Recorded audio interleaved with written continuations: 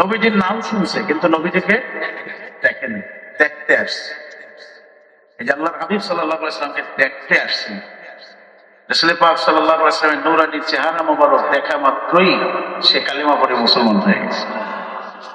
কার জোরে আওয়াজ করে বলুন সুবহানাল্লাহ। নবীজিকে দেখে মুসলমান হয়ে গেছে। কেউ রাসূল পাক সাল্লাল্লাহু আলাইহি ওয়াসাল্লামের পবিত্র জবানে আতহারের তেলাওয়াত শুনে, কোরআন কারীমের তেলাওয়াত শুনে সে মুসলমান হয়ে গেছে। নবীজির থেকে মুজিজা দেখেছেন, মুসলমান হয়ে গেছে। নবীজির থেকে দাওয়াত পেয়েছেন, মুসলমান হয়ে গেছে। সুবহানাল্লাহ বলবেন না? এইভাবে করে করে সাহাবায়ে কেরাম আস্তে আস্তে মুসলমান হয়েছে। সাইয়েদনা হযরত ওমর ইবনে খাত্তাব রাদিয়াল্লাহু তাআলা আনহুর নাম কে না জানে? এমন কোন মুসলমান নাই যে তার নাম না জানে। কথা বলেন ঠিক না বেঠিক? আর জোরে কর না ঠিক না বেঠিক? রাসূল পাক সাল্লাল্লাহু আলাইহি ওয়াসাল্লাম তার সম্পর্কে বলেছেন যে আমার পরে কোন নবী আসবে না, যদি কেউ নবী হতো লাকানা ওমর, তাহলে সে হতো ওমর। জোরে কর না সুবহানাল্লাহ। কে হতো বলেন? ওমর হতো। হযরত ওমর কে? যাকে বলা হয়েছে সত্য মিথ্যার পার্থক্যকারী, যাকে দেখলে সবাই ভয় পাইত। তিনি মুসলমান হয়েছেন, এরপর যে তাকে ভয় পাইতে এমনটা নয়। তিনি যখন অমুসলিম ছিলেন, অর্থাৎ যতক্ষণ পর্যন্ত ইসলাম ধর্ম গ্রহণ করেন নাই, ততক্ষণও কিন্তু আরবের লোকেরা হযরত ওমরকে ভয় পাইত। তার সামনে দাঁড়ানোর মতো ক্ষমতা কারো ছিল না। মেধার দিক দিয়ে বলেন, বুদ্ধির দিক দিয়ে বলেন, অর্থের দিক দিয়ে বলেন, সাহসের দিক দিয়ে বলেন, যোদ্ধার দিক দিয়ে বলেন, কোন ক্ষেত্রে হযরত ওমরের সামনে দাঁড়ায়া উঁচু গলায় উঁচু আওয়াজে কথা বলবে এরকম কোন লোক আরবে ছিল না। এত বীরত্ব ছিল তার। দেখেন তো সেই শক্তিশালী মানুষটি, যেই মানুষটির কিনা এত পাওয়ার আরবে, সেই মানুষটিকে আল্লাহ পাক রব্বুল আলামিন কিভাবে হেদায়েতের দিকে আনলেন, কিভাবে মুসলমান হলেন। মুসনাদে আহমদ খুলেন, সাইয়েদনা হযরত ওমর রাদিয়াল্লাহু তাআলা নিজে বলেছেন যে আমি যখন মুসলমান হই নাই, আমার অবস্থা ওই মক্কার অন্য 10 জন কাফেরদের মতোই ছিল। তারা যেভাবে নবীজিকে গালমন্দ করতো আমিও করতাম, নবীজিকে কষ্ট দিত আমিও দিতাম, নবীজির সামনে বাজে মন্তব্য করতো আমিও করতাম, নবীজিকে দেখে ব্যঙ্গ করতো, পাগল বলতো, মাতাল বলতো, আমিও বলতাম। নবীজিকে কথায় কাজে কষ্ট দিত, আমিও কম ছিলাম না, যেহেতু আমি তো তাদেরই অন্তর্ভুক্ত ছিলাম। আমি তো তাকে পছন্দ করতাম না, আমি তো আল্লাহকে রব হিসেবে মানতাম না, আমি তো কোরআনকে আসমানি গ্রন্থ বলে স্বীকার করতাম না, আমি তো মুহাম্মদ সাল্লাল্লাহু আলাইহি ওয়াসাল্লামকে নবী হিসাবে চিনতাম না, মানতামও না। যে কারণে তাদের মতোই আমার ব্যবহারটা ছিল। তারপরও আমার ভিতরে আর একটা বিষয় ছিল এই, যে আমি সব সময় তার পিছে লেগে থাকতাম, গোয়েন্দাগিরি করতাম। কি করতাম বলে? আমি গোয়েন্দাগিরি করতাম। কোথায় যান, কি করেন, কি বলেন না বলেন, এটা আমি পর্যবেক্ষণে রাখতাম সব সময়। যেহেতু আমি যেহেতু তার শত্রু, সুতরাং শত্রুর মোকাবেলায় সব সময় আমি নিজেকে প্রস্তুত রাখতাম যে কোন ফলে কৌশলে তাকে ঘায়েল করা যায়। এজন্য কারো কাছে আমার বুদ্ধি জিজ্ঞেস করতে হতো না, আমি নিজেই সেটা পর্যবেক্ষণ করে আমি সেই অনুযায়ী আমি কাজ করতাম। আমি সবসময় তার পিছু নিতাম, দেখতাম যে কোথায় যায়। একদিন নবীজি ঘর থেকে বের হলেন, আমি তার পিছু নিলাম। তিনি চলতেছেন, আমি চলতেছি, তিনি চলতেছেন, আমি চলতেছি। আমি তাকে দেখি কিন্তু তিনি আমাকে দেখেন না। আমি যে তার পিছনে লেগে আছি সেটা হয়তো বা তিনি জানেও না। তোমার বলেন এটা আমার ধারণা ছিল। তো চলতে চলতে দেখলাম যে তিনি মসজিদে হারামে বাইতুল্লাহ ঢুকছেন। বাইতুল্লাহ ঢুকে তিনি নামাজে দাঁড়িয়ে গেছে। আমি আমার দূর থেকে দাঁড়ায় তার নামাজের দৃশ্য দেখতেছিলাম, এবং এটাকে আমি বড় একটা সুযোগ মনে করলাম যে দেখবো তিনি নামাজে কি বলেন, কি পড়েন, কি করেন। তো আমি স্থির হয়ে দাঁড়িয়ে গেলাম, আর তিনি নামাজে দাঁড়ায় তেলাওয়াত শুরু করলেন। এটা আওয়াজ করে বলেন না সুবহানাল্লাহ। কি শুরু করলেন? তেলাওয়াত শুরু হলো। পবিত্র কোরআনুল কারীমের একটি সুপরিচিত সূরা, সূরা আল হাক্কা। এই সূরাত আল হাক্কা নবীজি নামাজের ভিতরে তেলাওয়াত করতেছিলেন। ওমর বলেন, আমি দাঁড়ায় দাঁড়ায় শুনতেছিলাম। আল্লাহর হাবিব তেলাওয়াত করতেছিলেন, আল হাক্কাতু মাল হাক্কা ওয়া মা আদরাকা মাল হাক্কা কাযাবাত সামূদ ওয়া আদুম বিল কারিয়া। আওয়াজ করে বলেন আল্লাহু আকবার। হযরত ওমর বলেন, তিনি যখন নামাজে তেলাওয়াত শুরু করছেন, আমি তো আরবি সাহিত্যের ব্যাপারে খুব বড় দক্ষতা রাখি, ভাষার ব্যাপারে আমার খুব দক্ষতা আছে। শুধু ভাষা নয়, সাহিত্য বলেন, কবিতা আবৃত্তি বলেন, কবিতা লেখা বলেন, ওমর বলেন, এগুলো আমার খুব পাণ্ডিত্য আছে। আমার কাছে তো অনেক কবিরা, সাহিত্যিকরা তাদের লেখাগুলো জমা দিত। আমি সহ আরো কয়েকজনে মিলে ফার্স্ট হবে কে, সেকেন্ড হবে কে, থার্ড হবে কে, এটা আমরা বিচার করতাম। তো তিনি যখন নামাজে তেলাওয়াত করতেছিলেন, আমি ওমর দূরে দাঁড়াইয়া নিজে নিজে বিচার করতেছি, নিজে নিজে আমি বিচার করতেছি এবং নিজে নিজে একটা রায় দিলাম। আমি নিজে নিজে বিচার করতে যাইয়া তার তেলাওয়াত শুনে আমি এতটুকু বুঝলাম যে এতটা শব্দের মিল, ভাষার মিল, বালাগাত ফাসাদের বিশুদ্ধতা, সরায় ও ছন্দের টানে এত চমৎকার ভাবে তিনি আবৃত্তি করে যাচ্ছেন। হযরত ওমর বলতেছেন, আমার বিচারে এই মুহূর্তে যদি বলা হয় গোটা মক্কার বুকে কবির ব্যাপারে, সাহিত্যের ব্যাপারে, কবিতা আবৃত্তির ব্যাপারে কাকে পুরস্কারে পুরস্কৃত করা যায়, প্রথম পুরস্কারটি কাকে দেওয়া যায়, হযরত ওমর বলেন, আমার বিচারে সেটা মুহাম্মদ সাল্লাল্লাহু আলাইহি ওয়াসাল্লামকে ছাড়া দ্বিতীয় আর কাউকেই দেওয়া যায় না। আর একটু চিৎকার দিয়ে বলেন না সুবহানাল্লাহ। আমি ওমরের বিচারে দ্বিতীয় আর কাউকে যে দিব, সেরকম ব্যক্তি আমি খুঁজে পাই না। এত চমৎকার ভাবে তিনি তেলাওয়াত করেছিলেন। আসলে পবিত্র কোরআনুল কারীম মহান রবের পক্ষ থেকে নবীজির জন্য বড় এক মুজিজা স্বরূপ। আপনি দেখেন, পবিত্র কোরআনুল কারীম তেলাওয়াত করে যার প্রতিটা আয়াত, প্রতিটা শব্দগুলো আপনার কাছে এমন মনে হবে, এমন ভাবে আল্লাহ পাক রব্বুল আলামিন মানুষের সামনে উপস্থাপন করেছেন, মানুষের কাছে পরিচিতি করিয়ে দিয়েছেন। যত পড়বেন তত মজা লাগবে। কোন ক্রমে কোন বান্দার কাছে একটা আয়াত কিংবা একটা সূরা বারবার পড়লেও কখনো পুরাতন মনে হবে না।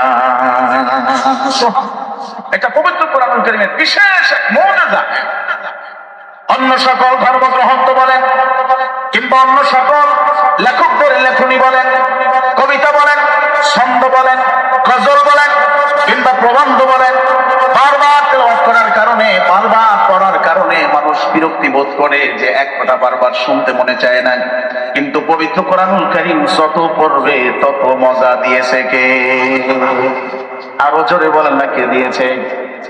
এত সুন্দর ভাবে আল্লাহ সাজিয়েছেন। ওয়াশ-শামসি ওয়া দুহাহা ওয়াল কমারি ইযা তালাহা ওয়ান নাহারি ইযা জাল্লাহা ওয়াল লাইলি ইযা ইয়াগশাহা ওয়ান নাযিআতি গরকান ওয়ান নাশিতাতি নাশতান ওয়াস সাবিহাতি সাবহান ফাস সাবিকাতি সাবকা ফাল মুদাব্বিরাতি আমরা। জোরে বলেন সুবহানাল্লাহ। এভাবে প্রতিটা সূরার দিকে আপনি যদি লক্ষ্য রাখেন, এত চমৎকার ভাবে আল্লাহ পাক রব্বুল আলামিন মানব জাতির সামনে উপস্থাপন করেছেন। যার একটা ছন্দ বলেন, একটা লাইন বলেন, যেই পবিত্র কোরআনুল কারীমের একটা শব্দ বলেন কিংবা একটা আয়াত বলেন, একটা হরফ বলেন, কোনটার ভিতরে এই দুনিয়ার যত মেধাবী লোকগুলো আছে, বিজ্ঞানী আছে, ভাষার ব্যাপারে যত পাণ্ডিত্য অর্জন করছে, এরকম যত মহাজ্ঞানী আছে, কোন ব্যক্তি পবিত্র কোরআনুল কারীমের ভিতরে ভুল ধরার ক্ষমতা কেউই রাখে? আরো যেমন রাখে না। হযরত ওমর বলেন, আল্লাহর হাবিব যখন তেলাওয়াত করতেছিলেন আমি শুনতেছিলাম। আমার বিচারে তিনি তো প্রথম পুরস্কার পেয়ে গেলেন, কিন্তু তারপরও আমার অনুভূত হচ্ছে না, আমি তো মেনে নিতে পারি না তাকে, যেহেতু আমার হৃদয় থেকে আমি তাকে ভালোবাসি না। আমার হৃদয় থেকে আমি তাকে পছন্দ করি নাই। ওই মক্কার অন্য 10 জন ব্যক্তিরা যেভাবে তার সম্পর্কে ধারণা পোষণ করে আমিও তো তাই করি। কথা বলেন ঠিক না বেঠি? আরো জোরে বললেন ঠিক না বেঠি? আসলে মক্কার লোকেরা আল্লাহর হাবিব সাল্লাল্লাহু আলাইহি ওয়াসাল্লামকে শিশু বয়স থেকেই, ছোটবেলা থেকেই তো তাকে আলামী উপাধি দিয়েছিল, সত্যবাদী উপাধি দিয়েছিল, বিশ্বাসী বলে তারা এই সমাজের বুকে তার পরিচিতি ঘটিয়ে দিয়েছিল। কথা বলেন ঠিক না বেঠি? তাদের কাছে যদি জিজ্ঞেস করা হতো, বলো তো দেখি মক্কার বুকে সবচেয়ে উৎকৃষ্ট মানুষকে, ওই সকল বড় বড় কাফের মুশরিকরা তারাই বলতো আমাদের মধ্যে সবচেয়ে ভালো মানুষ যদি তোমরা দেখতে চাও তো মুহাম্মদকে দেখো। আর একটু জোরে বলো না সুবহানাল্লাহ। তাকে দেখো, তিনি ছাড়া আমাদের মাঝে ভালো মানুষ বলতে আর কেউ নাই। তিনি সবচাইতে উৎকৃষ্ট, সকলের চাইতে তিনি একজন ভালো মানুষ। বিপত্তিটা বাঁচলো কোথায়? সমস্যাটা দেখা দিল কোন জায়গায়? আল্লাহর হাবিব সাল্লাল্লাহু আলাইহি ওয়াসাল্লামের পরে যখন মহান রবের পক্ষ থেকে পবিত্র কোরআনুল কারীমের আয়াতগুলো নাযিল হওয়া শুরু করলো, এক কথা আল্লাহ যখন বললেন, ইয়া রাসূলুল্লাহ, হাবিবাল্লাহ, আপনার নবুয়তকে এবার জাহির করেন। সুবহানাল্লাহ বলেন। আরো জোরে বলেন না সুবহানাল্লাহ। আপনার নবুয়তকে প্রচার করেন। কিন্তু আল্লাহর হাবিব সাল্লাল্লাহু আলাইহি ওয়াসাল্লাম নবুয়তটা কি 40-এ পাইছে না তার আগেই? কথা বলে না। নবীজির নবুয়তটা প্রকাশ হয়েছে 40 বছরের পরে, কিন্তু নবীজিকে আল্লাহ পাক রব্বুল আলামিন নবুয়ত দিয়ে রাখছেন সৃষ্টির সকলের আগে। চিৎকার দিয়ে বলেন না সুবহানাল্লাহ। মুসলিম শরীফের হাদিস খুলে দেখেন, সাহাবী জিজ্ঞেস করলেন, ইয়া রাসূলুল্লাহ, ইয়া হাবিবাল্লাহ, মাতা কাতাবাতাল্লাহুন নবুওয়া, ইয়া রাসূলুল্লাহ, আল্লাহ পাক রব্বুল আলামিনের কাছে আপনি কখন থেকে নবী? নবীজি আমার বললেন, কুনতু নাবিয়্যান ওয়া আদামা বাইনার রূহি ওয়াল জাসাদ। তোমরা শুনে রাখো, আমি নবী মুহাম্মদ মুস্তাফা সাল্লাল্লাহু আলাইহি ওয়াসাল্লাম তখন থেকে আল্লাহর দরবারে নবী, যখন আদমের কোনো অস্তিত্ব ছিল না। আর একটু জোরে আওয়াজ করে বলেন না সুবহানাল্লাহ। যখন আদমের কোনো অস্তিত্ব ছিল না, আমি তখন থেকে আল্লাহ পাক রব্বুল আলামিনের কাছে নবী হিসাবে ছিলাম। সকল নবীর আগে আল্লাহ পাক রব্বুল আলামিন তাকে নবী হিসাবে আল্লাহ পাক রব্বুল আলামিনের দরবারে সৃষ্টি করে রেখে দিয়েছেন, নবুয়তি রেখে দিয়েছেন।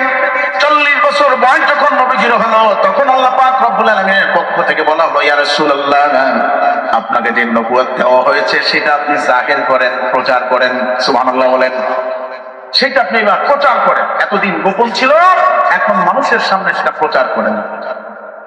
আল্লাহর হাবিব সাল্লাল্লাহু আলাইহি ওয়াসাল্লাম যখন কাফের মুশরিকদেরকে বললেন যে শোনো, আমাকে আল্লাহ নবুয়ত দিয়েছেন, আমি নবী, আমি একজন রবের ইবাদত বন্দি করি, যিনি এক ও দ্বিতীয়, তার কোনো শরীক নাই। এই তামাম পৃথিবী যা কিছু বলো সবকিছু তিনি সৃষ্টি করেছেন, যার উপরে ঈমান আনতে হবে তিনি হলেন কে?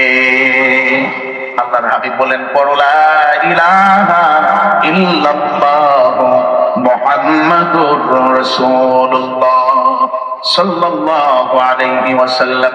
আল্লাহর হাবিব সাল্লাল্লাহু আলাইহি ওয়াসাল্লাম যখন নবুয়তের দাওয়াত দিলেন, আল্লাহর উলুহিয়তের দাওয়াত দিলেন, তখনই মক্কার কাফের মুশরিকরা আল্লাহর হাবিব সাল্লাল্লাহু আলাইহি ওয়াসাল্লামের ব্যাপারে তাদের ধারণা পাল্টে দিল, নবীজিকে কষ্ট দেওয়া শুরু করলো। তারা বলল, এতদিন জানতাম মুহাম্মদ ভালো মানুষ, কিন্তু এখন দেখি মুহাম্মদের চাইতে জঘন্য কোন লোক আরবে নাই। নাউজুবিল্লাহ বলেন। আর জোরে আওয়াজ করে বলেন নাউজুবিল্লাহ। যখন আল্লাহ উলুহিয়তের দাওয়াত দিলেন, নবীজি রিসালাতের কথা যখন বললেন, তখন হয়ে গেলেন নবীজি তাদের কাছে খারাপ মানুষ। নাউজুবিল্লাহ বলেন। শুধু খারাপ, পবিত্র কোরআনের ভাষা আল্লাহ পাক রব্বুল আলামিন বলে দিয়েছেন গোটা দুনিয়ার মানুষদেরকে যে তাদের ধারণাটা কত নিচু ছিল, কতটা নিচু এবং জঘন্য ছিল নবীজি সম্পর্কে তাদের ধারণা কি ছিল। আল্লাহর হাবিব সাল্লাল্লাহু আলাইহি ওয়াসাল্লামকে যখন প্রতিমধ্য দেখতো, আগে আল্লাহর হাবিব সাল্লাল্লাহু আলাইহি ওয়াসাল্লামকে দেখে বলতো, দেখো আমাদের মধ্যে সবচেয়ে ভালো মানুষটি যায়, আলামিন যাচ্ছে, আমানতদার যাচ্ছে। আর এখন যখন নবীজি তাদের মাঝে কোরআনুল কারীমের আয়াত যখন তাদের সামনে উপস্থাপন করলেন, রবের দাওয়াত দিলেন, তার নবুয়তকে ইজহার করলেন, তখনই সেই মানুষগুলো এভাবে নবীজিকে বলা শুরু করলো, ইয়া আইয়ুহাল্লাযী নুযিলা আলাইহিদ যিকর ইন্নাকা লামাজনুন। চিৎকার দিয়ে বলেন নাউযুবিল্লাহ। হে ওই ব্যক্তি যার উপরে কোরআন নাযিল হয়, নিশ্চয়ই তুমি একজন পাগল। নাউযুবিল্লাহ তো আসতে বললেন, আরো জোরে গান। নবীজি কি আমার পাগল ছিলেন? আতুচু করে জোরে আওয়াজ করে বলেন, নবীজি কি পাগল ছিলেন? তারা বলতে শুরু করলো, ইয়া আইয়ুহাল্লাযীনা নুযিলা আলাইহি যিকর ইন্নাকা লামাজনুন। হে ওই ব্যক্তি যার উপরে কোরআন নাযিল হয়, নিশ্চয়ই তুমি একজন পাগল। নবীজিকে যখন পাগল বলা হলো, আল্লাহর হাবিব কষ্ট পেলেন, মনক্ষুণ্ণ হলেন, আক্রান্ত হৃদয় নিয়ে পথ চলা শুরু করলেন। কার কাছে বলবেন এই দুঃখের কথা? কেই বা শুনবে তার এই মনোকষ্টের কথা? আল্লাহ পাক রব্বুল আলামিন ওহী পাঠায় বললেন, বন্ধু আমার, ওদের কোনো কথার প্রতিবাদ আপনাকে করতে হবে না, কোনো জবাব দিতে হবে না। ওরা যা বলবে বলতে থাকো, ওদের প্রতিটা কথার জবাব আমি আল্লাহর আজিম থেকে দিয়ে দিব। কে দিবেন? আরো জোরে বলেন, কে দিবেন? কেন দিবেন? কারণ নবী মুহাম্মদ সাল্লাল্লাহু আলাইহি ওয়াসাল্লাম হলেন আল্লাহর হাবিব। সুবহানাল্লাহ বলেন। নবীজি হলেন আল্লাহর বন্ধু। এই দুনিয়াতে ইব্রাহিম আলাইহিস সালাতু ওয়াস সালামকে আল্লাহ বন্ধু বলে খেতাব করেছেন। কথা বলেন ঠিক না ঠিক? ইব্রাহিম আলাইহিস সালামের ব্যাপারে বলা হয়েছে ইব্রাহিম খলিলুল্লাহ। ইব্রাহিম আলাইহিস সালাম হলেন আল্লাহর বন্ধু। মুহাম্মদ সাল্লাল্লাহু আলাইহি ওয়াসাল্লামের ব্যাপারে হাদিস শরীফে আসছে মুহাম্মদ হাবিবুল্লাহ। নবী মুহাম্মদ সাল্লাল্লাহু আলাইহি ওয়াসাল্লাম হলেন আল্লাহর হাবিব। কিন্তু ইব্রাহিম আলাইহিস সালাম খলিল, নবীজি আমার ছিলেন হাবিব। বাল ফারকু বাইনাল খলিল ওয়াল হাবিবে। এই খলিল এবং হাবিবের মধ্যে পার্থক্যটা কি? কি পার্থক্য আছে? খলিল মানেও বন্ধু আর হাবিব মানেও বন্ধু। এই দুই বন্ধুর মধ্যে পার্থক্য কি? দুই বন্ধুর মধ্যে পার্থক্য হলো আসমান আর জমিন। আবু শিক্ষা দিয়ে বলেন সুবহানাল্লাহ। শাহ আব্দুল হক মুহাদ্দিস দেহলভী রাহমাতুল্লাহ আলাইহি তার মাতার জন্য নবুয়ত কিতাবের ভিতরে তিনি উল্লেখ করেছেন যে সনদ খলিল বলা হয় আল্লাহর ওই বন্ধুকে, যেই বন্ধু সব সময় তার রবকে খুশি করার জন্য প্রস্তুত থাকেন। সব সময় রব কিভাবে খুশি হবেন সেই চিন্তায়, সেই ধ্যানে, সেই কাজে নিজেকে মগ্ন রাখেন, এটাকে বলা হয়েছে খলিল। দুনিয়ার বন্ধু আসমানের বন্ধুকে খুশি করে, ইনি হইল খলিল। সুবহানাল্লাহ বলেন। ইব্রাহিম আলাইহিস সালাম তার জীবনের সর্বস্ব দিয়ে মহান রবের সন্তুষ্টির জন্য সব সময় তিনি ইবাদত করে গেছেন, যে কারণে তার জীবনী দেখবেন আল্লাহকে খুশি করতে যাইয়া তিনি নমরুদের আগুনে ঝাঁপ দিতে মোটেও কুণ্ঠাবোধ করেন নাই। নিজের প্রাণের পুত্র সাইয়েদেনা হযরতে ইসমাঈল আলাইহিস সালাতু ওয়াস সালামকে কুরবানি করতে মোটেও কুণ্ঠাবোধ করেন নাই, কারণ তিনি খুশি করবেন কাকে? আর একটু জোরে বলেন না, কাকে? উনি আর একটা সংক্ষেপ একটা উদাহরণ দিয়েছেন, এই যে শোনো, খলিল বলা হয় আল্লাহর ওই বন্ধুকে, যেই বন্ধু চাইয়া আনে, চায় আর বন্ধু দেয়। সুবহানাল্লাহ বলেন। হাবিবুল্লাহ সংজ্ঞা দিতে গিয়ে বলেছেন হাবিবুল্লাহ বলা হয় আল্লাহর ওই বন্ধুকে, যেই বন্ধুকে খুশি করার জন্য স্বয়ং আল্লাহ নিজে সব সময় প্রস্তুত ছিলেন। খলিল বলা হয় দুনিয়ার বন্ধু আসমানের বন্ধুকে খুশি করে, আর হাবিব বলা হয় আসমানের বন্ধু দুনিয়ার বন্ধুকে খুশি করে। সুবহানাল্লাহ। আস্তে হয়ে গেছে, আর একটু জোরে বলেন। আসমানের বন্ধু দুনিয়ার বন্ধুকে খুশি করে, একে বলা হয় হাবিব। হাবিব বলা হয় চাওয়া লাগে না, না চাইতেই দেয়। সুবহানাল্লাহ বলেন না? হাবিবুল্লাহ বলা হয় কাকে? চাওয়া লাগে না, না চাইতেই দেয় কে? আর খলিল বলা হয় যে চাইয়া আনে, চায় পায়। আর হাবিব বলা হয় চাওয়ার দরকার হয় না, না চাইতেই পায়। চিন্তা দিয়ে বলেন না সুবহানাল্লাহ। হাবিব বলা হয় আল্লাহর ওই বন্ধুকে, যাকে খুশি করার জন্য স্বয়ং আল্লাহ পাক রব্বুল আলামিন সব ধরনের প্রস্তুতি রেখেছে। সুবহানাল্লাহ। পবিত্র কোরআন কারীম খুলে দেখেন আল্লাহ পাক রব্বুল আলামিন বলেন, তারা হাবিবকে লক্ষ্য করে বললেন, বন্ধু আমার, অচিরেই আমি আপনাকে এমন সব বিষয় দিব, বলে সাউফা ইউতিকা রাব্বুকা ফাতারদা, আপনাকে দিব, দিতে থাকবো, দিতে দিতে দিতে দিতে আপনি খুশি হয়ে যাবেন। জোরে বলেন না সুবহানাল্লাহ। আপনাকে দিবেন, দিব, দিতে থাকবো, আপনি খুশি হয়ে যাবেন। আল্লাহর হাবিব সাল্লাল্লাহু আলাইহি ওয়াসাল্লামের কাছে জিবরাইল আমিন আসলেন, এসে বললেন, ইয়া রাসূলুল্লাহ, হাবিবাল্লাহ, আপনি কি খুশি হন নাই? আপনার রব আপনাকে শুভ সংবাদ জানিয়েছে, তিনি আপনাকে নিয়ামত দিবেন আর আপনি খুশি হয়ে যাবেন। নবীজি বলেন, আমি এখনো খুশি আছি, তবে আমার চূড়ান্ত খুশিটা হবে সেই দিন। জিবরাইল, শুনে রাখো, কাল কিয়ামতের ময়দানে যেদিন আমি সিজদায় পড়ে থাকবো, রবের পক্ষ থেকে যেদিন বলা হবে, ইয়া রাসূলুল্লাহ, বন্ধু আমার, আপনি মাথা তুলেন, আপনার সব উম্মতগুলোকে জাহান্নাম থেকে বের করে জান্নাতে দিয়ে দেওয়া হয়েছে, সেই দিন আমি নবী মুহাম্মদ মুস্তাফা বেশি খুশি হয়ে যাব। আমি সেই দিন সবথেকে বেশি খুশি হব যেদিন শোনা হবে আমাকে বলা হবে সিজদা থেকে মাথা উঠান, আপনার সব পাপকে জাহান্নাম থেকে বের করে জান্নাতে দিয়ে দেওয়া হয়েছে। সুবহানাল্লাহ। আল্লাহ পাক রব্বুল আলামিন তার হাবিবের ব্যাপারে বললেন, ইন্না আ'তাইনাকাল কাউসার ফাসাল্লি লিরাব্বিকা ওয়ানহার ইন্না শানিআকা হুয়াল আবতার। আল্লাহর হাবিব সাল্লাল্লাহু আলাইহি ওয়াসাল্লাম নামাজে দাঁড়াইলেন। সাহাবী বর্ণনা করেন, সাহাবায়ে কেরাম নবীজিকে ঘিরে রেখেছেন, এক মজলিসে বসা, এক জায়গায় বসা। এমন অবস্থায় হঠাৎ করে আল্লাহর হাবিব সাল্লাল্লাহু আলাইহি ওয়াসাল্লামের ভিতরে ওহীর আলামত দেখতে পেয়ে সাহাবায়ে কেরাম চুপ হয়ে রইলেন, কেউ কোনো কথা বলতেছেন না। নবীজির শরীর মোবারক ঘামায় গেল। কিছুক্ষণ পরে নবীজি যখন স্বাভাবিক হলেন, সাহাবায়ে কেরাম দেখে লক্ষ্য করে বললেন, ও আমার সাহাবীরা, এইমাত্র মহান রবের পক্ষ থেকে আমাকে বড় একটা নেয়ামত দেওয়া হয়েছে। আর হুজুরে বললেন সুবহানাল্লাহ, আমাকে এবং আমার উম্মতদেরকে বড় একটা নেয়ামত দিয়েছেন আল্লাহ। আল্লাহর হাবিব সাল্লাল্লাহু আলাইহি ওয়াসাল্লাম এই বলে তাওয়ামুজ করলেন, তাসবিহ করলেন, এরপরে সূরা কাউসার তেলাওয়াত করলেন। সাহাবীকে লক্ষ্য করে বললেন, তোমরা কি জানো হাউজে কাউসার কি? সাহাবায়ে কেরাম বললেন, আল্লাহু ওয়া রাসূলুহু আ'লাম, একমাত্র আল্লাহ এবং তার হাবিবই ভালো জানেন। আল্লাহর হাবিব বলেন, শোনো, হাউজে কাউসার এমন একটি ঝর্ণার নাম যেটা কাল কিয়ামতের ময়দানে আল্লাহ আমাকে দান করবেন। ওই হাউজে কাউসারের পানি আমার উম্মতকে কাল কিয়ামতের ময়দানে আমার নিজ হাতে পান করায় দিব। আবার যে উম্মত হাশরের ময়দানে আমার থেকে এক বেলা পানি হাউজে কাউসারের থেকে পান করবে, কিয়ামতের ময়দানে যতদিন পর্যন্ত অবস্থান করবে তার কোনো পানির পিপাসা লাগবে না। আর চিৎকার দিও আল্লাহু আকবার। নবী বললেন, সাহাবীরা তোমরা চিন্তা করতেছো হাশরের ময়দানে এত লক্ষ কোটি মিলিয়ন মিলিয়ন অগণিত মানুষ হাশরের ময়দানে হাউজে কাউসারের পানি পান করতে গিয়ে সিরিয়াল দিয়ে দাঁড়ায় থাকবে নাকি? নবীজি বললেন, না না, সিরিয়াল দিয়ে দাঁড়িয়ে থাকতে হবে না, আসমানের দিকে তাকাও। ওই আসমানের যতগুলো তারকা তোমাদের নজরে আসে, যেগুলো অগণিত তারকা তোমাদের চোখের সামনে ভাসে, হাউজে কাউসারের পানির পান পাত্র সংখ্যাও হবে অতগুলো, সেখানে সিরিয়াল দিয়েও দাঁড়ায় থাকতে হবে না। আমরা কি হাউজে কাউসারের পানি পান করতে চাই কি চাই না? কে কে চাই, কে কে চাই না? নারায়ে তাকবীর, নারায়ে তাকবীর। সারের মালিক আপনি, নবী কুল সরদার, রোজ হাসরে পিলাইবেন হাউজে কাউসার নবীজি।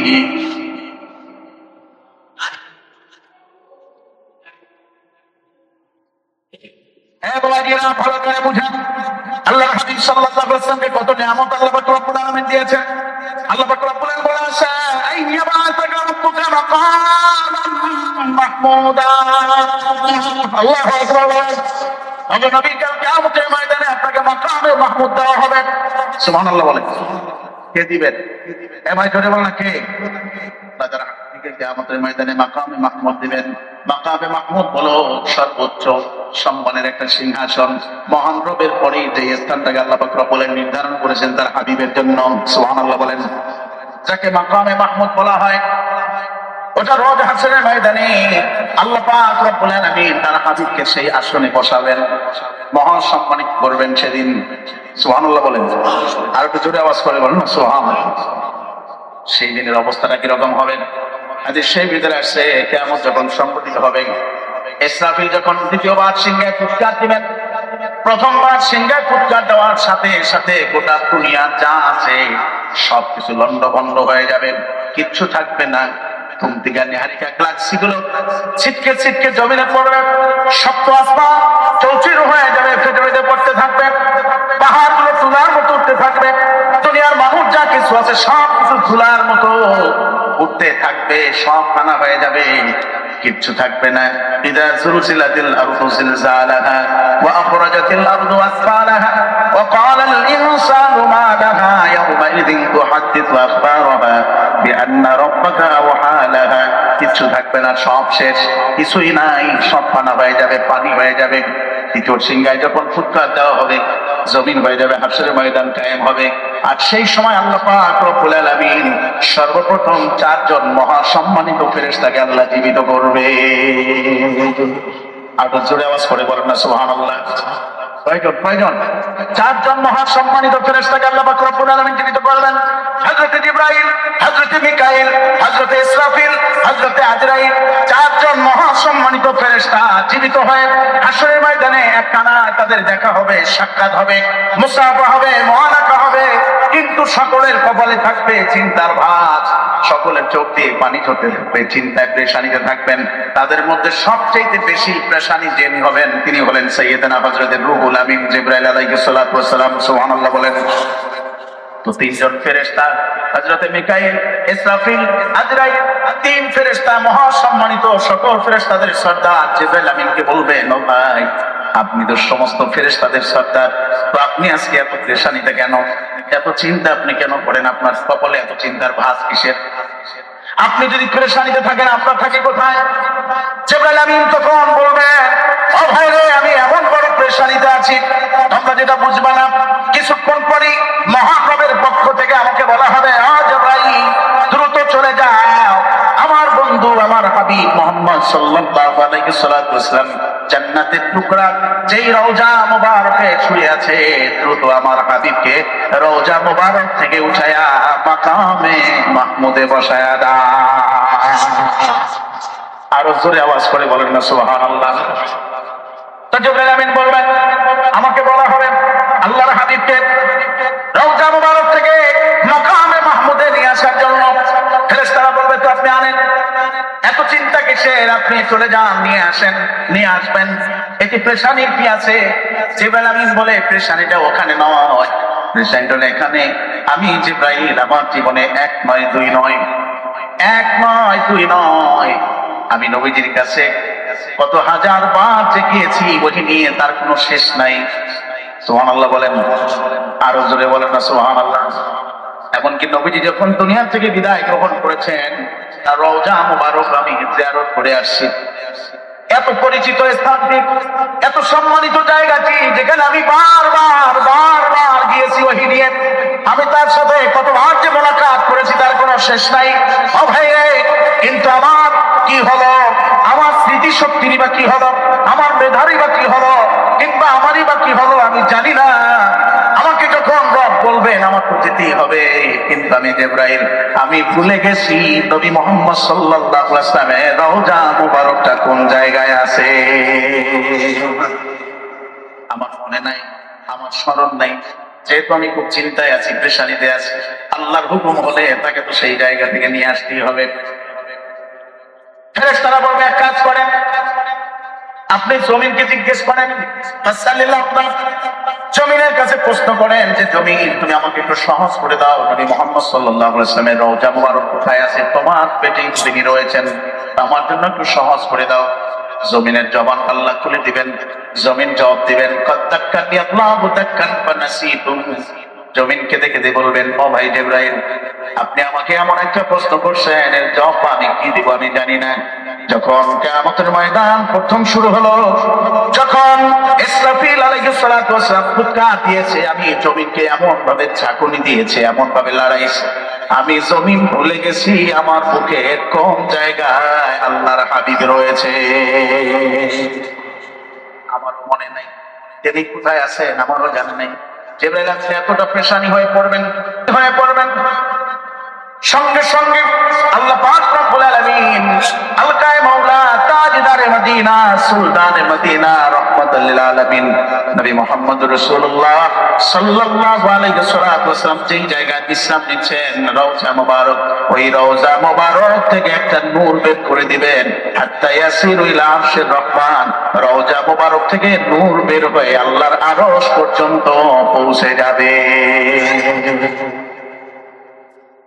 জিবরাইল আমিন বুঝতে পারবেন ওখানে রয়েছেন নবীজি, খুব দ্রুত সেখানে চলে আসবেন, এসে সেখানে সালাম দিবেন, সালাম দিয়ে ডাক দিবেন, ও ইয়া হাবিবার রহমান,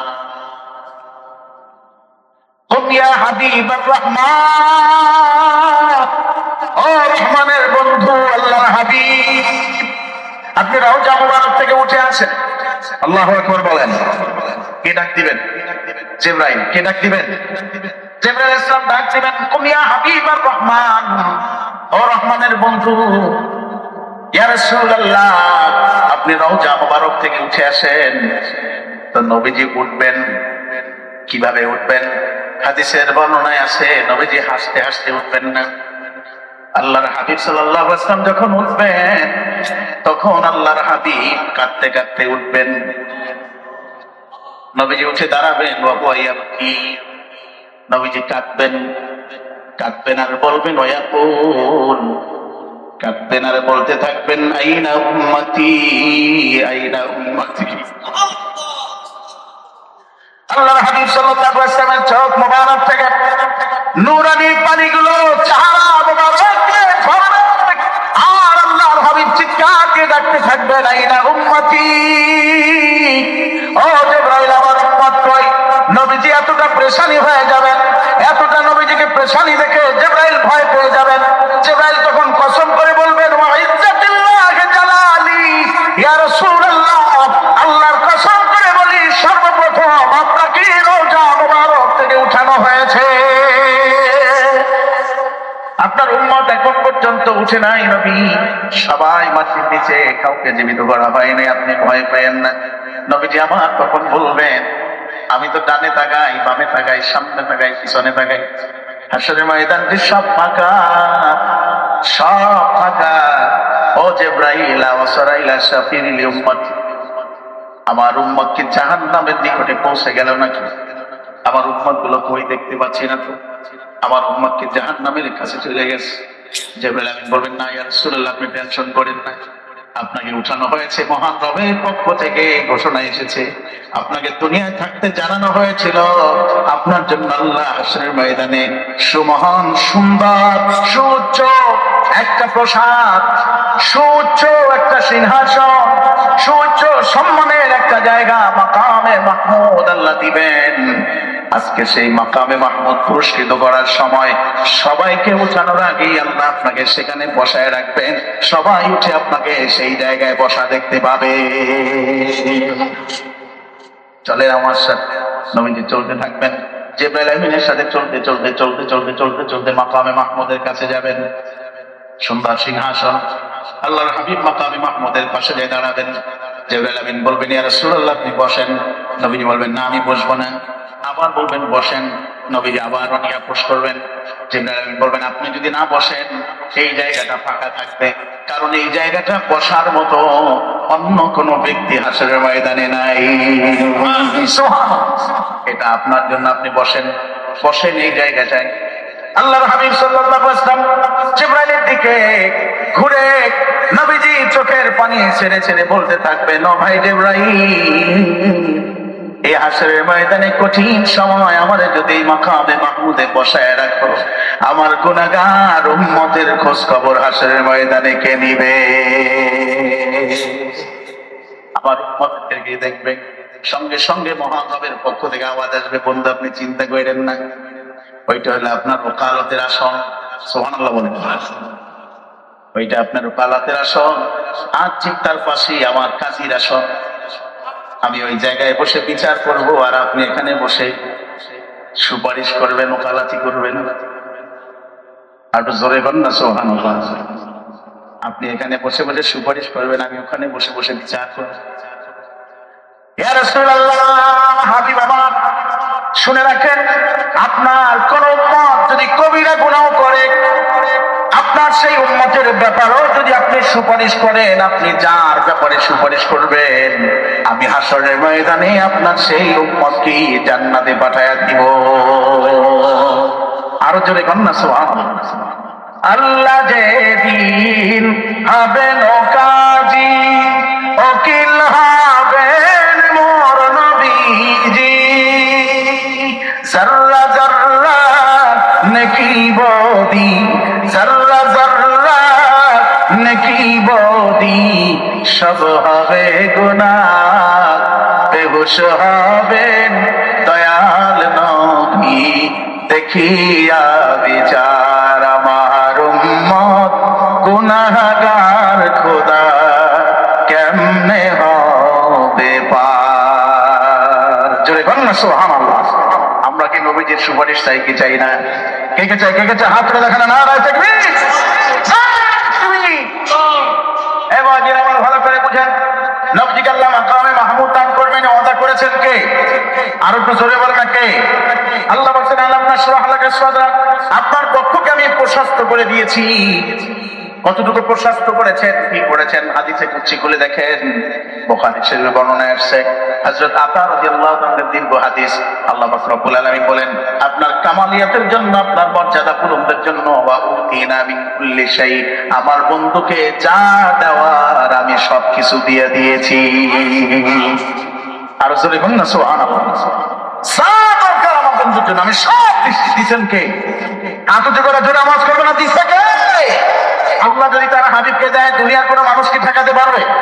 আরো জোরে বলা পারবে? নবীজির মর্যাদা বাড়াইছেন কে? নবীজিকে সম্মানিত করছেন কে? নবীজির আলোচনা সবার উপরে রাখছেন কে? অতএব দুনিয়ার কোন মুফতি বলেন, মুহাদ্দিস বলেন, ফকিহ বলেন, বিজ্ঞান বলেন, যা কিছু বলেন, গোটা দুনিয়ার সব মানুষ মিলেও যদি নবীজির মর্যাদা কমাইতে চায়, কিয়ামত পর্যন্ত চেষ্টা করো, কি পারবে? সম্ভব নয়। সুতরাং দুনিয়াতে ওই ব্যক্তির মর্যাদা বেড়ে যাবে যেই ব্যক্তি আমার নবীজির প্রশংসা তার মুখে, তার দিলে সবসময় গাইবে। কি কথা বলেন? আরো যারা বলেন ঠিক না ঠিক? নবীজির প্রশংসা, নবীজির কোন কীর্তন, নবীজির মর্যাদা নিয়ে, নবীজির সম্মান নিয়ে যে বলবে, আল্লাহ তার মর্যাদা বাড়ায়। কথা বলেন ঠিক না ঠিক? আরো জোরে বলেন ঠিক না ঠিক? তো যাই হোক, এদিকে লম্বা আলোচনা, ওদিকে আমি যাচ্ছি না। মক্কার কাফের মুশরিকরা আল্লাহর হাবিব সাল্লাল্লাহু আলাইহি ওয়াসাল্লামকে নবী হিসেবে মানতে পারে নাই, রাসূল হিসেবে মানতে পারে নাই। যে কারণে আল্লাহর হাবিব সাল্লাল্লাহু আলাইহি ওয়াসাল্লাম যখন তাদের সামনে পবিত্র কোরআনুল কারীমের আয়াতে কারিমাগুলো তেলাওয়াত করে করে শুনাইতেন, তখন তারা বলতো, মুহাম্মদ এগুলো কি বলে? ইন্নাকা লামাজনুন, নিশ্চয়ই সে একজন পাগল। নাউযুবিল্লাহ বলেন। আর সরে কোন না নাউযুবিল্লাহ। নবী হিসেবে তারা কেমনে মানবে? কেন মানে নাই?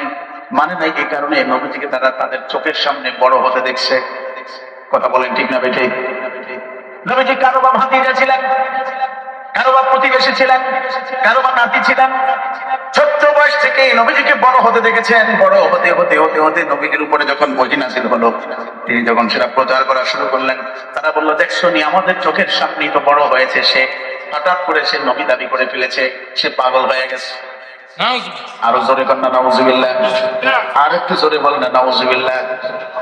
সে নবী হতে পারে না, এজন্য নবীজিকে পাগল বলছে। আল্লাহ পাক রব্বুল আলামিন পবিত্র কোরআনুল কারীমে নবীজির পক্ষ নিয়ে, আল্লাহ নবীজির পক্ষ নিয়ে কাফের মুশরিকদের জবাব দিলেন, ওয়াল কালামি ওয়া মা ইয়াসতুরুন মা আনতা বিনি'মাতি রাব্বিকা বিমাজনুন। আওয়াজ করবে আল্লাহু আকবার। আল্লাহর হাবিবের মন যখন খারাপ হয়ে গেল, তিনি যখন পেরেশানিতে পড়ে গেলেন, আল্লাহ পাক রব্বুল আলামিন বললেন, বন্ধু ওদের কোনো কথার জবাব আপনাকে দিতে হবে না, আমি দিচ্ছি। আরশে আজিম থেকে আল্লাহ জানিয়ে দিলেন, মুহাম্মদ সাল্লাল্লাহু আলাইহি ওয়াসাল্লাম পাগল নন। সুবহানাল্লাহ বলেন। বন্ধু আপনি স্থির হন, মান তাবি নিয়ামত রব্বিকা বিমাজনুন, আপনার প্রতিপালকের অনুগ্রহে বন্ধু আপনি পাগল নন। ওয়া ইন্না লাকা লাআজরান গায়রা মামনুন, আপনার জন্য রয়েছে আপনার প্রভুর কাছ থেকে নিরবচ্ছিন্ন পুরস্কারের ব্যবস্থা। ওয়া ইন্নাকা লাআলা খুলুকিন আযীম, আর আপনি হলেন মহান চরিত্রের অধিকারী। আরো জোরে বলেন না সুবহানাল্লাহ। নবীজিকে চরিত্রের সার্টিফিকেট দিচ্ছেন কে? আরো তো জোরে বলেন না কে? ওরা আপনাকে পাগল বলতেছে, আপনি পাগল নন। সুবহানাল্লাহ বলেন। আবার মক্কার সেই কাফের মুশরিকরা নবীজিকে দিকে বলতো, লাস্তা মুরসালান, তুমি রাসূল হতে পারো না। আল্লাহ পাক রব্বুল আলামিন জবাব দিলেন, ইয়াসিন ওয়াল কুরআনিল হাকীম ইন্নাকা লামিনাল মুরসালিন। নবী ওরা আপনাকে রাসূল হিসেবে মানুক বা নাই মানুক, আমি আল্লাহ বলতেছি অবশ্যই অবশ্যই আপনি রাসূলদের অন্তর্ভুক্ত। সুবহানাল্লাহ। আবার ওরা নবীজিকে বলতো, আইন্না লাতারিকু আলিহাতানা লিশাইরিন মাজনুন, এরকম একজন পাগল ব্যক্তির কথাই কি আমরা আমাদের ইলাগুলোকে ছেড়ে দেব নাকি? আমাদের দেবীর পূজা থেকে আমরা দূরে সরে থাকবো নাকি? না, এটা হতে পারে না। মুহাম্মদের কথাই আমরা আমাদের ধর্ম ত্যাগ করতে পারি না। আরো জোরে বলেন, পারি?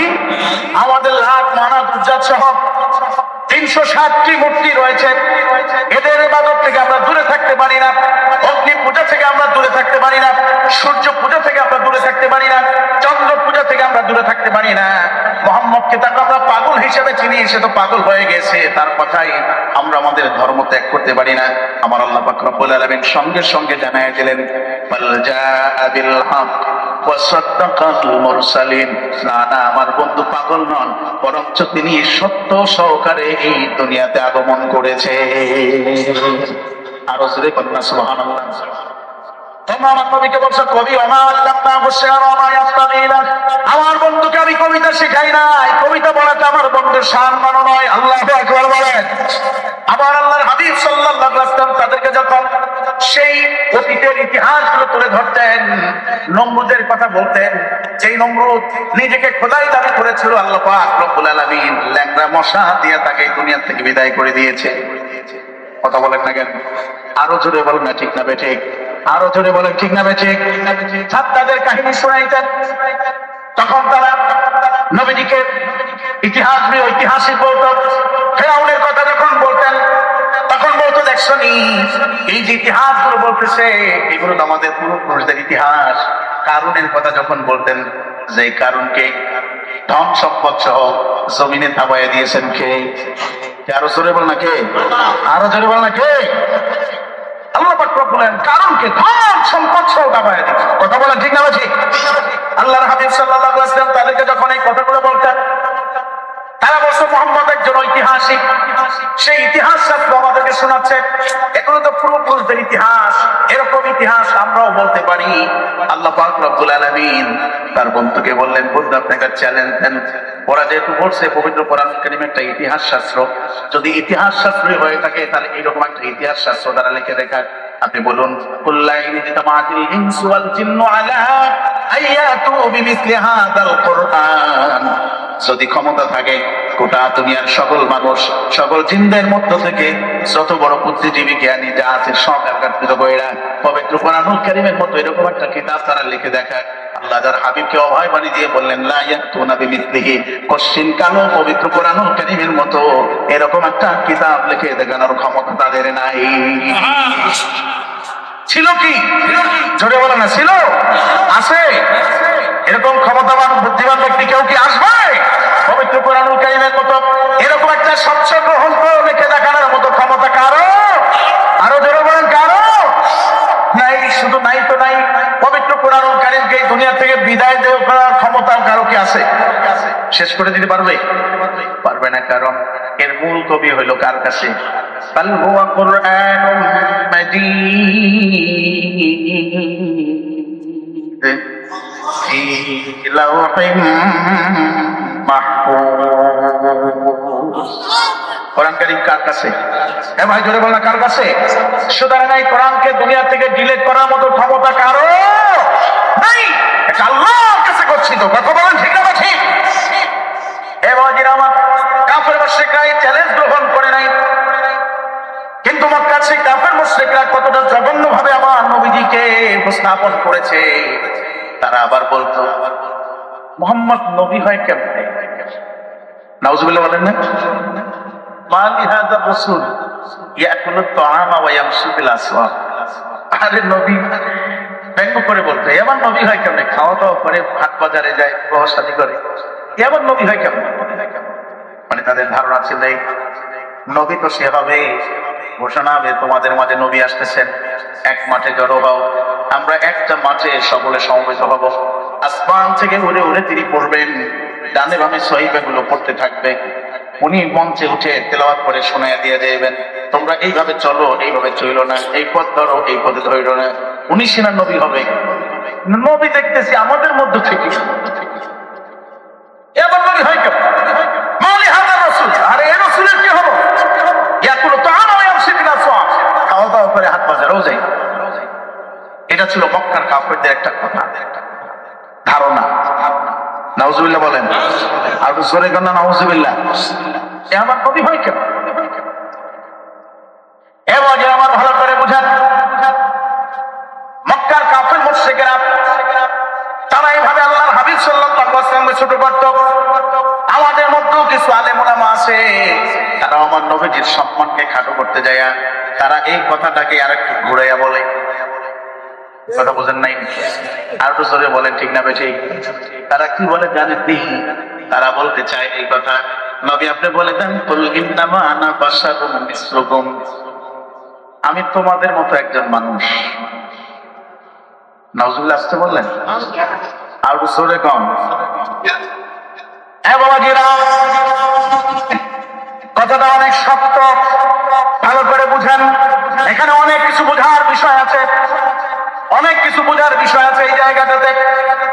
আল্লাহ পাক রব্বুল আলামিন যখন আল্লাহর হাবিব সাল্লাল্লাহু আলাইহি ওয়াসাল্লামের উপরে আসমানি ওহী একের পর এক নাযিল করতে শুরু করলেন, নামাজের বিধান আসলো, রোজার বিধান আসলো, সাওমের বিধান আসলো, পর্দার বিধান আসলো, হজের বিধান আসলো, একের পর এক হুকুম আহকাম গুলো যখন নবীজির উপরে নাযিল হওয়া শুরু করলো উম্মতের জন্য, কোনটা ফরজ, কোনটা ফরজে কিফায়া, কোনটা ওয়াজিব, আদায়ের বিধানগুলো যখন আস্তে আস্তে নাযিল হওয়া শুরু করলো, তখন মক্কার কাফের মুশরিকরা বলা শুরু করলো, এটা নবীর পক্ষে সম্ভব, আমাদের পক্ষে সম্ভব না। সুবহানাল্লাহ, নাউজুবিল্লাহ। বলছে এই যে নামাজ পড়া, রোজা রাখা, হজ করা, যাকাত দেওয়া, যা এই শরীয়তের কথা মুহাম্মদ শুনাইছে, এটা নবীর পক্ষে সম্ভব, আমাদের পক্ষে সম্ভব না। আমরা তো নবী না, আমরা তো আর কথা বলে না, আমরা তো আর নবী না, আমাদের দ্বারা এগুলো সম্ভব। এগুলো করবো এলে নবী, সে নামাজ পড়বে, সে রোজা রাখবে, সে হজ করবে, সে যাকাত দিবে, সে এটা করবে, আমাদের দ্বারা এত হুকুম আহকাম মানা সম্ভব না। তখন আল্লাহ পাক রব্বুল আলামিন তার হাবিবকে বললেন, বন্ধু আপনি বলে দেন, কুল ইন্নামা আনা বাশারুম মিসলুকুম, নবী আপনি বলুন যে আমি তোমাদের মতো একজন মানুষ, মানবীয় গুণাবলী তোমাদের মধ্যে যা আছে আমার মধ্যেও তা আছে, মানবীয় গুণাবলী। তোমরা খাও, আমি খাই, তোমরা হাট বাজারে যাও, আমি হাট বাজারে যাই, তোমরা বিবাহ শাদী করো, আমি বিবাহ শাদী করি, তোমাদের শরীরে রক্ত আছে, আমার শরীরে রক্ত আছে, তোমাদের শরীরে গোশত আছে, আমার শরীরে গোশত আছে, হাড্ডি আছে, আমারও হাড্ডি আছে। তোমরা দুর্বল হও, আমিও দুর্বল হই, তোমরা হাসো, আমিও হাসি, তোমরা কাঁদো, আমিও কাঁদি, তোমরা দুঃখ পাও, আমিও পাই। মানবীয় গুণাবলী যা আছে তোমাদের মধ্যে, এগুলো সব আমার মধ্যে আছে। তাহলে আমি যদি পারি, তোমরা পারবে না কেন? এটা মক্কার কাফের মুশরিকদের একটা জব। কথা বলেন না, আরো জোরে বলেন। তারা বলছিল এটা এই যে শরীয়তের হুকুম আহকাম মানা, এটা নবীর পক্ষে সম্ভব, আমাদের পক্ষে সম্ভব না। নফল আল্লাহ পাক রব্বুল আলামিন ওই মক্কার কাফের মুশরিকদেরকে বুঝাইতে যায়া আল্লাহ পাক রব্বুল আলামিন তার হাবিবের জবান দিয়ে এই কথাটা বলাইছিলেন যে নবী আপনি বলুন, ইন্নামা আনা বাশারুম মিসলুকুম, আমি তোমাদের মতো একজন মানুষ, মানবীয় গুণাবলী তোমাদের মতো যা আছে আমার মধ্যে তা আছে, তাই আমি যদি পারি তোমরা পারবে না কেন? এটা ছিল তাদের ওই কথার প্রতিবাদ। কিন্তু এই কথা দ্বারা এই কথা সাব্যস্ত হয় না যে নবীজি তোমার আমার মতো সাধারণ মানুষ ছিল। কথা বলা ঠিক না ঠিক? কারণ পবিত্র কোরআন কারীম খুলে দেখেন, অন্যত্র আল্লাহ পাক রব্বুল আলামিন বলে দিয়েছেন, বন্ধু আপনি বলেন, ওয়ালা ইন আতা'তুম বাশারাম মিসলাকুম ইন্নাকুম ইযাল লাখাসিরুন।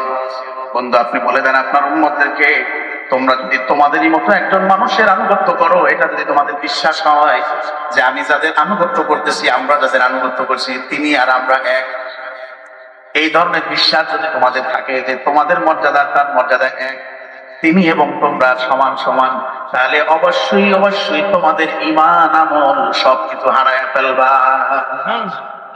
তার মানে মুহাম্মদ সাল্লাল্লাহু আলাইহি ওয়াসাল্লাম মানুষ ছিলেন, বেশক মানুষ, নিঃসন্দেহে মানুষ, এটা চির সত্য, অতীব সত্য, ধ্রুব সত্য। তিনি ফেরেশতা ছিলেন না, তিনি মানুষ ছিলেন, কিন্তু তোমার আমার মতো সাধারণ মানুষ তিনি ছিলেন না। কথা বলেন ঠিক না ঠিক? তার মর্যাদা বাড়িয়ে দিয়েছেন কে? আততে করে যদি আওয়াজ করলে কে বাড়িয়ে দিয়েছেন? তিনি ছিল না। তুমি যদি মনে করো মুহাম্মদ সাল্লাল্লাহু আলাইহি ওয়াসাল্লাম তোমার মতো মানুষ, তাহলে তার গুণাবলীর সাথে, তার আচরণ আচরণের সাথে কিছুটা হলেও তো মিল থাকার কথা। কি কথা বলেন? থাকার কথা না? কিন্তু কি মিল আছে দেখো তো, অনেক কোনো মিলে কোনো কিছু। আপনারা জানেন আল্লাহর হাবিব সাল্লাল্লাহু আলাইহি ওয়াসাল্লামের রমণীদের মধ্যে, তার স্ত্রীদের মধ্যে সবচেয়ে সর্বকনিষ্ঠ এবং সবচেয়ে বেশি সুন্দরী নবীজি তাকে হুমায়রা বলে ডাকতেন। সাইয়েদনা হযরত আবু বকর সিদ্দিক রাদিয়াল্লাহু তাআলা আনহার কন্যা হযরতে আম্মা জান আয়েশা সিদ্দিকা রাদিয়াল্লাহু তাআলা আনহা, যাকে নবীজি সবচেয়ে বেশি ভালোবাসতেন ছোট হিসাবে। সুবহানাল্লাহ বলেন। কি হিসাবে বলেন? ছোট হিসাবে। তিনি যেহেতু ছোট, এই জন্য তাকে সবসময় আল্লাহর হাবিব সাল্লাল্লাহু আলাইহি ওয়াসাল্লাম বেশি স্নেহ করতেন, বেশি আদর করতেন, কাছাকাছি রাখতেন। আমার আম্মা জান আয়েশা সিদ্দিকা রাদিয়াল্লাহু তাআলা আনহা হাদিস শরীফে আসছে একবার নবীজি যখন তার ঘরে আসলেন, যেহেতু নবীজির স্ত্রীগণদেরকে আল্লাহ হাবিব সাল্লাল্লাহু আলাইহি ওয়াসাল্লাম ভাগ ভাগ করে সময় দিতেন, কথা বলেন, ভাগ ভাগ করে ন্যায্য অধিকার, প্রত্যেকের অধিকার হিসাবে যে যতটুকু পাবে প্রত্যেকের সমান ভাগ করে সময় দিতেন, সমানভাবে উপার্জনের অর্থ করে দিতেন, যা যা দরকার সমান সমান করে দিতেন, কাউকে কম বেশি নবীজি দিতেন না। সুবহানাল্লাহ বলেন। তো সময়টা এভাবে ভাগ করে দিলে, যে দিন আম্মা জান আয়েশা সিদ্দিকা রাদিয়াল্লাহু আনহার ভাগে আসলো, রাত্রটা ছিল জ্যোৎস্নার রজনী, গভীর রাত, সবাই যখন ঘুমায় গেছে, কোথাও কোনো শব্দ নাই, মানুষের কোনো আওয়াজ নাই, পশু পাখিরা ঘুমায় গেছে, থমথমে পরিবেশ। আম্মা জান আয়েশা সিদ্দিকা রাদিয়াল্লাহু তাআলা আনহা নবীজির কাছে বাহানা ধরলেন, ইয়া রাসূলুল্লাহ, কে হাবিবাল্লাহ, যেহেতু জ্যোৎস্নার রাত, চতুর্দিক পরিষ্কার, সবাই ঘুমায় উঠেছে, আমার মন চায় একটু আপনার হাত ধরে মুরব্বির মাঝখানে একটু ঘুরবো। কাটু জোরে কান না, সুবহানাল্লাহ। এই চাঁদের আলোতে একটু ঘুরতে চাই, আপনি কি আমার এই আবদারটা রাখবেন? আল্লাহর হাবিব সাল্লাল্লাহু আলাইহি ওয়াসাল্লাম বললেন, চলো। স্বামী এবং স্ত্রী, কোন স্বামী দুনিয়ার সর্বশ্রেষ্ঠ স্বামী? সুবহানাল্লাহ বলবেন না? আরো জোরে কান না। কোন স্ত্রী দুনিয়ার মধ্যে সবচেয়ে বেশি জ্ঞানের অধিকারী যেই নারী? সুবহানাল্লাহ বলবেন না? সবচেয়ে জ্ঞান গরিমার দিক থেকে, জ্ঞানে পরিপক্ক, ছোট বয়স ছোট, কিন্তু আল্লাহ তাকে মেধা জ্ঞান বুদ্ধি দিয়েছিলেন প্রখর। সুবহানাল্লাহ বলেন, সুবহানাল্লাহ। আম্মা জান আয়েশা সিদ্দিকা রাদিয়াল্লাহু তাআলাকে নিয়ে ঘুরতে বের হলেন, স্বামী স্ত্রী পাশাপাশি হাঁটতেছে, কত কথা, আনন্দ ঘন মুহূর্ত পার করতেছে। কিছু দূর যাওয়ার পরে সময় যখন একটু বেশি হয়ে গেল, আল্লাহর হাবিব বলেন, আয়েশা, অনেক হলো, আমার একটু হাজত সারতে হবে, তুমি এই জায়গায় একটু দাঁড়াও। একটা পাহাড়ের ছোট্ট টিলা, পাহাড়ের একটা চূড়ার কাছে নিয়ে, পাহাড়ের কাছে নিয়ে, ছোট্ট টিলার কাছে নিয়ে আম্মা জান আয়েশা সিদ্দিকা রাদিয়াল্লাহু তাআলাকে একটা আড়ালে দাঁড় করায় নবীজি বলেন, এখানে দাঁড়াও, আমি একটু হাজত ছেড়ে আসি। আল্লাহর হাবিব সাল্লাল্লাহু আলাইহি ওয়াসাল্লাম এক পাশ দিয়ে গেলেন, পাহাড়ের কাছে গিয়ে গোপন জায়গা, যেখানে সাধারণত কাউকে দেখে না, এরকম আড়ালে গিয়ে আল্লাহর হাবিব সাল্লাল্লাহু আলাইহি ওয়াসাল্লাম হাজত ছাড়লেন। আর এদিকে আম্মা জান আয়েশা সিদ্দিকা রাদিয়াল্লাহু তাআলা চিন্তা করলেন, নবীজি আমার ঘরে থাকেন, আমার কাছে থাকেন, কতদিন খেদমত করেছি, আমার প্রাণের স্বামী মুহাম্মদুর রাসূলুল্লাহ সাল্লাল্লাহু আলাইহি ওয়াসাল্লাম হাজতটা কি রকম, তার প্রস্রাবের কালার কি রকম, ইস্তেঞ্জার কালার কি রকম, তার বাথরুমের কালার কি রকম, এটা তো দেখি নাই। আজকে সুযোগ হয়েছে একাকিত্ব, আজকে একটু দেখবো তিনি কোন জায়গায় হাজত ছাড়ছেন। এজন্য তিনি পাহাড়ের এই পাশ দিয়ে ঘুরতে ঘুরতে ঘুরতে ঘুরতে ওই জায়গায় গেলেন। আর ওদিকে আল্লাহর হাবিব সাল্লাল্লাহু আলাইহি ওয়াসাল্লাম হাজত ছাড়া হয়ে গেল, নবীজি ওই পাশ দিয়ে ঘুরতে ঘুরতে আম্মাজানকে যেখানে দাঁড় করালেন সেখানে আসলেন। আয়েশা থেকে আম্মাজান নাই, নবীজি বুঝতে পারলেন, ওখান থেকে আবার হাঁটা শুরু করলেন এই পথ দিয়ে, যাই দেখে আম্মাজান আয়েশা সিদ্দিকা রাদিয়াল্লাহু তাআলা আনহা মাথাকে পাহাড়ের ওই গচ্ছের দিকে, গুহার দিকে দিয়ে, আড়ালের দিকে দিয়ে মারতেছে। নবীজি পিছন থেকে এসে তার কাঁধের উপরে হাত রাখলেন। সুবহানাল্লাহ বলেন। তিনি চমকে উঠলেন। আল্লাহর হাবিব বললেন, কি আয়েশা, কি হয়েছে? আম্মা জান আয়েশা সিদ্দিকা রাদিয়াল্লাহু তাআলা নবীজির দিকে তাকায় মিষ্টি হাসি দিয়ে বলে, ইয়া রাসূলুল্লাহ, ব্যাপার হলো আমি দেখতে চেয়েছিলাম আপনার হাজত কিরকম, এইটা আমি দেখার জন্য আমি এদিকে আসছি, আমার অন্য কোনো উদ্দেশ্য নয়। আল্লাহর হাবিব মিষ্টি হাসি দিয়ে বলেন, আয়েশা রে,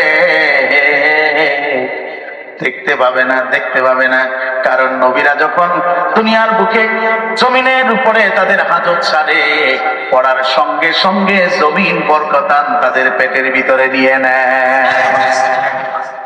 আর জোরে কথা সুবহানাল্লাহ। জমিন ওটা গিলে ফেলে, জমিন গিলে নেয়, তাদের পেটের ভিতরে বরকতান ওটা দেখা যায় না, দেখতে পাবে না। সুবহানাল্লাহ বলেন। আর জোরে কর না, সুবহানাল্লাহ। তুমি যদি নবীকে তোমার মতো সাধারণ মানুষ মনে করো, তাহলে তুমি একটু জমিনের বাথরুম সাইডে দেখো যে তোমারটা খায় কিনা।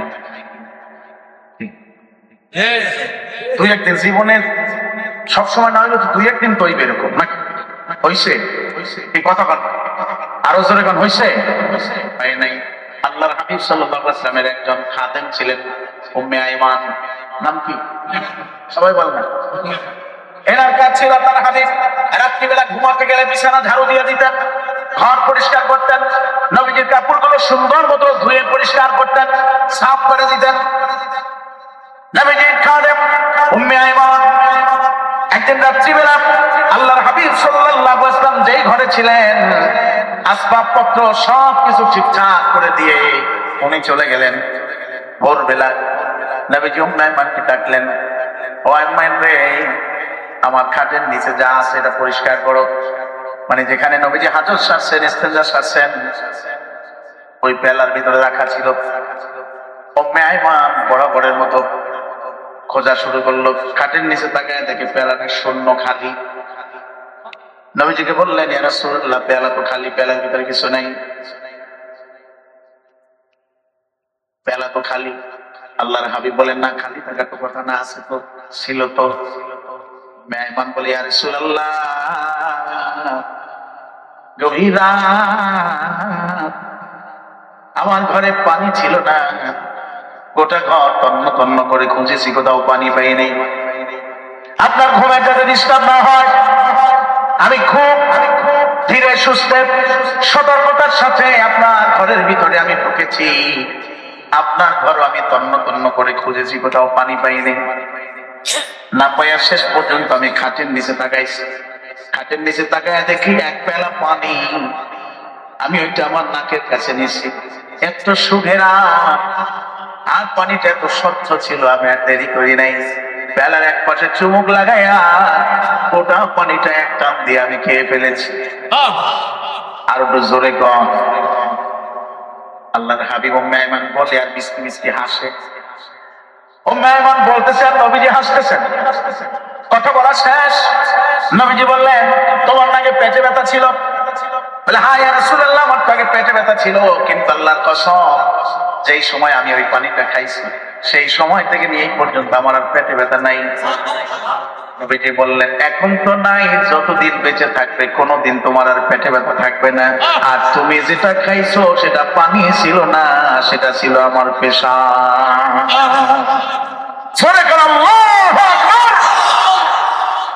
এখান থেকে সকল ইমাম একমত, ইন্না মাওলা রাসূলুল্লাহ সাল্লাল্লাহু আলাইহি ওয়াসাল্লাম তাহের। নবীজির পেশাব ছিল উম্মতের জন্য জমজমের মতো পবিত্র। সুবহানাল্লাহ বলেন, আল্লাহু আকবার বলেন। নবীজির পেশাব ছিল কি? উম্মতের জন্য পবিত্র। কারণ যদি সেটা খাইলে হারাম হইতো, নবীজির পেশাব খাওয়া যদি সেই সময় হারাম হইতো, নবীজি উম্মে আইমানকে ধমক দিতেন। কি কথা বলেন, ঠিক না? বলছে ধমক দিতেন। না দিচ্ছেন নবীজি ধমক, না তাকে বারণ করেছেন। বরঞ্চ নবীজি বললেন, তোমার পেটে ব্যথা ছিল? হ্যাঁ ছিল। এখন আছে? নাই। আর হবে না। সুবহানাল্লাহ। আল্লাহর হাবিব সাল্লাল্লাহু আলাইহি ওয়াসাল্লাম যেহেতু নীরব ছিলেন, ওটা ব্যাপারে কিছু বলার নাই, সেটা এটা উম্মতের জন্য ছিল পবিত্র। জোরে বলেন না সুবহানাল্লাহ। আর তো জোরে বলেন না সুবহানাল্লাহ। নবীজির পেশাব খাইয়া উম্মে আইমান হাসপাতাল থেকে আইছে বাদ। কথা কান না। উম্মে আইমানের ছিল কি? অসুস্থতা, সে গেছে সুস্থ হইয়া। আর তোমার পেশাব যদি তোমার কোন বন্ধু খায়, সে বাড়ি থেকে যাইবে কোথায়? হাসপাতালে। নবীরটা খাইয়া হয়েছে সুস্থ, তোমারটা খাইয়া হবে কি? জোরে বলেন না, অসুস্থ। নবীজিরটা ছিল হালাল উম্মতের জন্য, তোমারটা কি? নবীটা ছিল পবিত্র, আর তোমারটা কি? তুমি মেয়ে নবীকে তোমার মতো মানুষ কেমনে মনে করো?